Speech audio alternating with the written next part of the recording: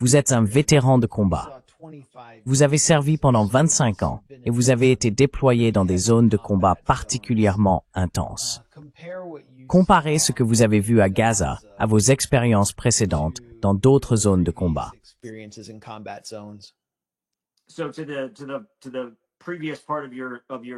Donc, pour revenir à la première partie de votre question précédente, et maintenant pour en revenir à cela, au cours de ma carrière militaire, j'ai été déployé 12 fois. 9 de ces 12 déploiements se sont déroulés dans des zones de guerre nommées des opérations de combat en cours auxquelles j'ai directement participé. Au fil du temps, j'ai vu des endroits dans le monde comme Fallujah, Bagdad, Sadr City, Mossoul, la province d'Anbar, Raqqa en Syrie, Deir ez-Zor en Syrie, Baghouz Fawqani en Syrie et partout en Afghanistan. Jamais, au cours de toute ma carrière militaire, dans tous les endroits où je suis allé, je n'ai été témoin, je n'ai vécu, ni n'ai été exposé à quoi que ce soit de comparable à ce que j'ai vu et vécu à Gaza. Sans aucun doute, cela n'a même rien de comparable. Et la raison pour laquelle je dis cela, c'est que vous savez, souvent, avant d'aller à Gaza, j'avais vu des photos, j'avais vu des reportages, mais ayant connu beaucoup de guerres, je sais que parfois les images capturées ne reflètent pas nécessairement toute la réalité.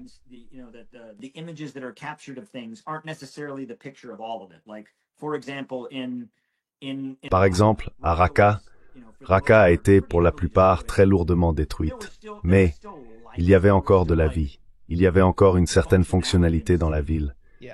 À Gaza, il ne reste rien. L'ensemble de l'enclave a été anéanti physiquement, au niveau des infrastructures, culturellement, il n'y a plus de culture, les terres agricoles ont été détruites et ravagées. Chaque bâtiment a été réduit en miettes et écrasé au sol. Il ne reste rien à Gaza, dans la grande enclave. La seule partie où il subsiste encore une apparence de vie, et même cela ne tient qu'à un fil, c'est à Gazaville, où à l'instant même, les FDI sont en train d'entrer et de mener leur assaut final. Cela non plus ne subsistera pas dans les semaines à venir.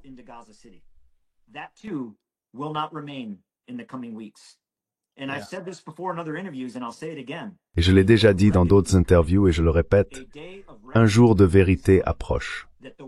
Un jour de vérité approche où le monde en aura assez de la façade qui prétend que tout va bien, en aura assez du discours de la Fondation humanitaire de Gaza selon lequel il n'y a ni famine ni tir. Le monde verra. Et quand ce jour viendra, et il viendra bientôt, je vous le dis, ce sera dans les semaines à venir, cela mettra le monde à genoux, honteux de ce que nous avons laissé se produire, de ce que nous avons regardé sans rien faire. Et si nous ne faisons rien, si nous, en tant que monde, n'agissons pas maintenant, nous n'aurons aucune excuse lorsque la vérité éclatera, lorsque le monde verra pour dire « Oh, nous ne savions pas, nous savions ».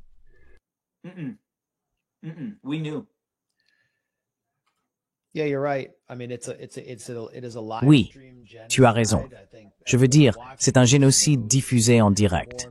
Je pense que tout le monde qui regarde ça le sait, et de plus en plus de personnes que je n'aurais jamais pensé voir informées le savent aussi. Je pense que le public est au courant. Ce sont simplement nos dirigeants et les dirigeants israéliens qui vivent dans un état de déni. Je pense vraiment que Mike Huckabee, par exemple, ou Benjamin Netanyahu, ils croient à leurs propres mensonges sur la famine. Mais toi, tu étais sur le terrain et tu dis avoir vu une famine organisée. Dis-nous ce que tu as vu.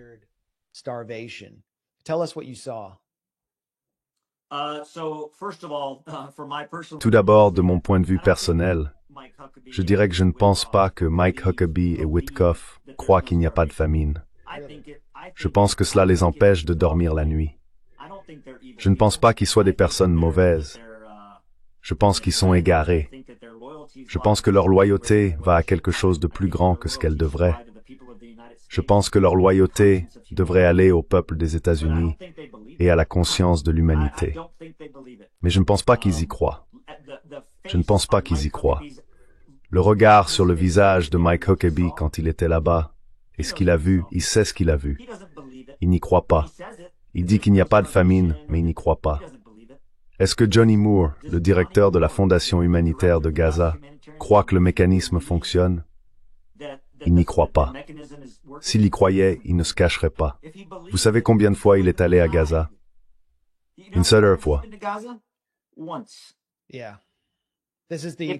Oui, c'est le genre de pasteur chrétien sioniste copain qui est proche de Mike Huckabee, et il a soutenu Trump. Il a été placé à la tête de GHF à la place de Jake Wood, Johnny Moore.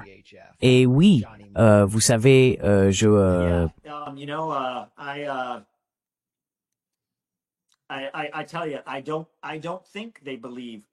vous le dis, je ne pense pas qu'ils croient ce qu'ils disent. En fait, je sais que la nuit, cela doit probablement peser sur leur conscience, s'ils en ont une, et je pense que oui.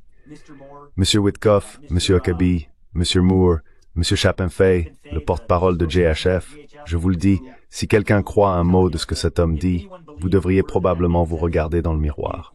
Regardez simplement l'historique des propos de cet homme et réalisez que ce que nous mettons en jeu en tant que nation, ce que nous mettons en jeu en tant que monde, c'est notre humanité. Ce n'est pas le moment de faire de la politique. Ce n'est pas le moment pour la langue de bois et les récits. Ce n'est pas le moment de se demander de quel côté de l'hémicycle on se trouve. C'est le moment pour l'humanité d'être humaine. Des gens meurent, ont faim, sont tués. Il y a des enfants à Mir âgés de 10 ans. Il y a des enfants qui meurent de faim. Et quiconque dit que ça n'arrive pas, honte à vous. Je l'ai déjà dit et je le répète, honte à vous.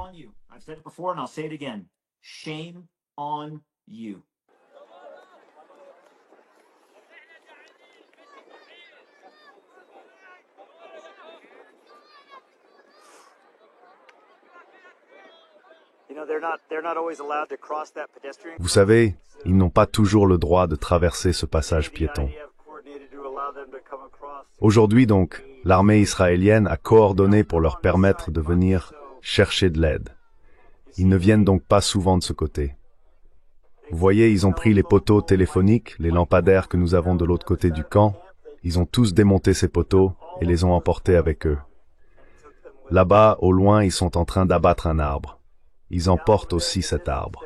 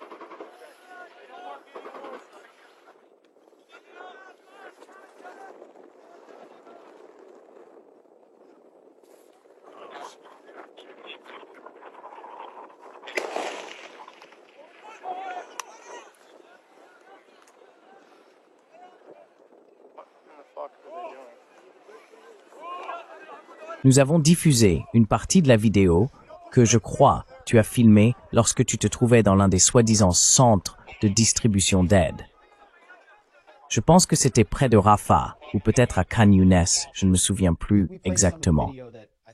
Mais on pouvait entendre, en arrière-plan, d'autres agents de sécurité, du personnel de sécurité américain, des contractuels privés, appeler l'armée israélienne, les FDI, pour qu'ils interviennent et laissent entrer certains d'entre eux.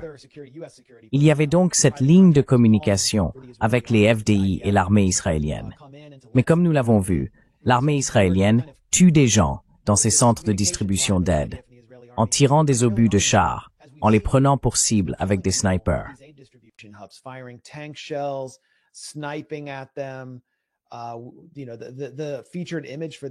L'image mise en avant pour ce live stream était en réalité une photo prise par un soldat israélien, regardant à travers la lunette de son fusil des foules de personnes désespérées cherchant de l'aide.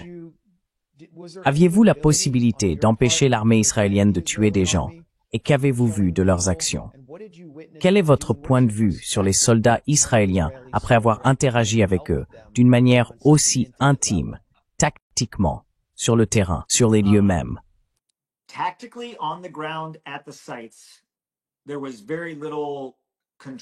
J'avais très peu de contrôle ou d'influence au niveau tactique. Ce serait, par exemple, même dans l'armée américaine, si je suis chef de section d'infanterie et que je suis au combat avec ma section, et que quelqu'un d'autre, disons d'une armée étrangère, arrive et essaye de dire à ma section quoi faire, ils vont réagir en disant « on ne t'écoute pas ». En termes d'influence ou de capacité à contrôler au niveau tactique, c'est très limité. J'avais partagé ceci avec le public, je l'ai déjà dit auparavant, et je le redirai lors de mon témoignage.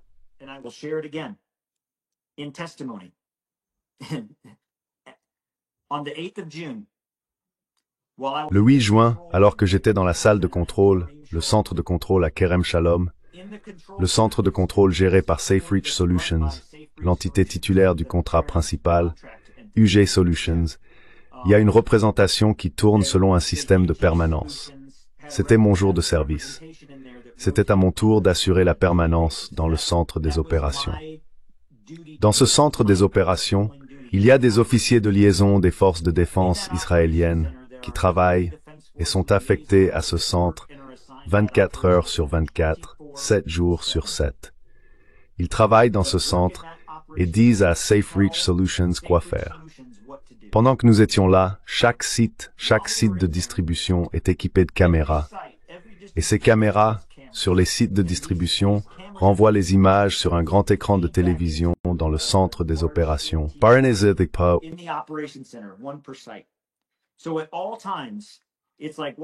Donc, à tout moment, c'est comme regarder si vous regardiez un match de football où les caméras peuvent aller jusqu'au quart arrière en train de lancer le ballon. Ce niveau de détail se retrouve dans ce centre d'opération. Le 8 juin, au site de distribution sécurisé numéro 2, site de distribution sécurisé numéro 2. Le site de distribution sécurisé numéro 3 était près de Khan Younes. Le site de distribution sécurisé numéro 1 était tout au sud de Rafah. Et le numéro 2 est en quelque sorte niché juste entre les deux. Ce qui, si l'on voulait vraiment lui attribuer une zone, serait probablement le sud de Mawassi, mais en réalité le sud de Khan Younes dans sa localisation générale.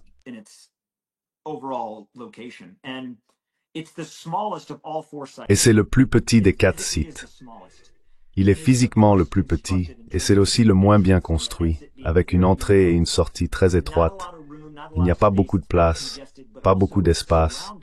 C'est très encombré, mais en plus il est entouré des deux côtés par 2 unités de combat israéliennes différentes. C'est un site dangereux.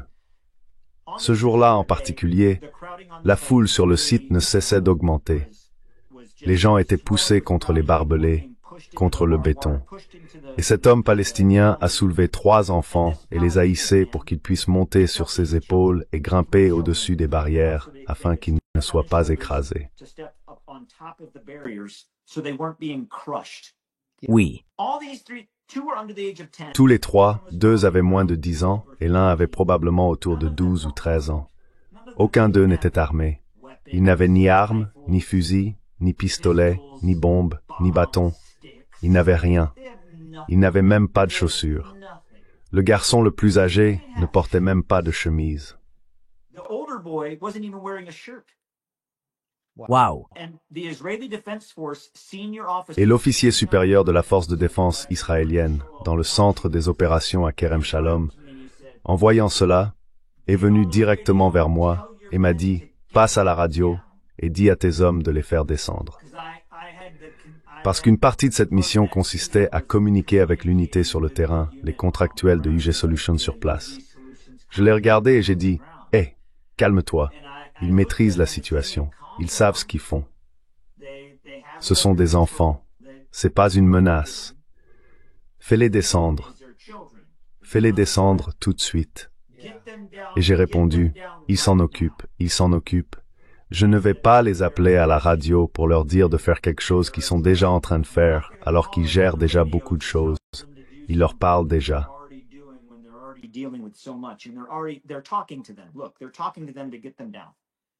Écoutez, il leur parle pour les faire descendre. Faites-les descendre maintenant. Et j'ai dit, il s'en occupe. Il retourne à son bureau où il y avait une radio et parle à la radio.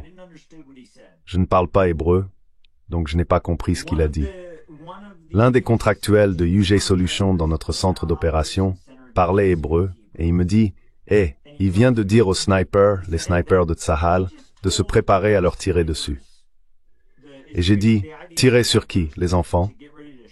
Il a répondu, « Oui. » Alors cet officier revient vers moi et dit, « Faites-les descendre. » Je le regarde et je lui dis, « Vous venez de donner l'ordre à vos snipers de tirer sur ces enfants ?» Et il a dit, « Si vous ne vous en occupez pas, je le ferai. » Et je l'ai regardé et j'ai dit, « Nous ne le ferons pas. »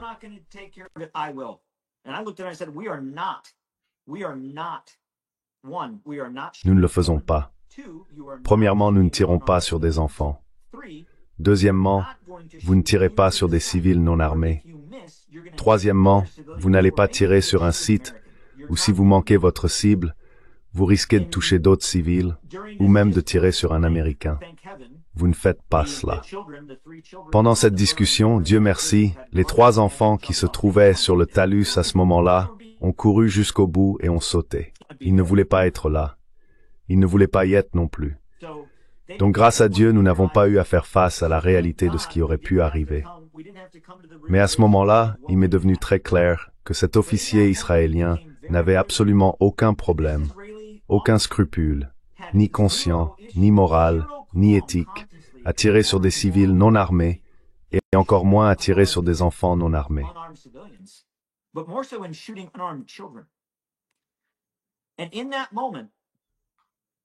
Et à ce moment-là, il m'est devenu très clair que la Fondation humanitaire de Gaza est un appendice de l'armée de défense israélienne, et non une entité d'aide humanitaire. Car le directeur des opérations de Safe Reach Solutions, dans cette salle de contrôle, m'a alors appelé. Il m'a dit, « Hey Tony, viens ici. » Je suis sorti, et il m'a dit, « Il faut jamais dire non aux clients. » J'ai répondu, « Que veux-tu dire ?» Et il a répété, « Ne dis pas non aux clients. » J'étais perplexe. « De quoi tu parles? Qui est le client ?» Et il m'a répondu, « Tsahal est notre client. Nous travaillons pour eux. Il ne faut pas dire non aux clients. » Et j'ai dit, « Attends, d'abord Tsahal est notre client? C'est une nouvelle pour moi. » Je pensais que nous étions une entité indépendante fournissant une aide humanitaire pour le peuple palestinien ou pour le peuple de Gaza. Que veux-tu dire par l'armée israélienne est notre client? Et il me répond, notre contrat avec Israël passe par l'armée. Nous travaillons pour eux. Et j'ai dit, waouh, c'est intéressant. Je ne savais pas ça. Puis il explique encore qu'on ne dit pas non aux clients. Et j'ai demandé, donc si le client est prêt à tirer sur des personnes non armées, on dit oui à ça? Il répond, ce n'est pas nous qui tirons sur eux. S'ils veulent leur tirer dessus, c'est leur choix. Mais on ne dit pas non aux clients. Et j'ai dit ça, c'est un problème. C'est un vrai problème.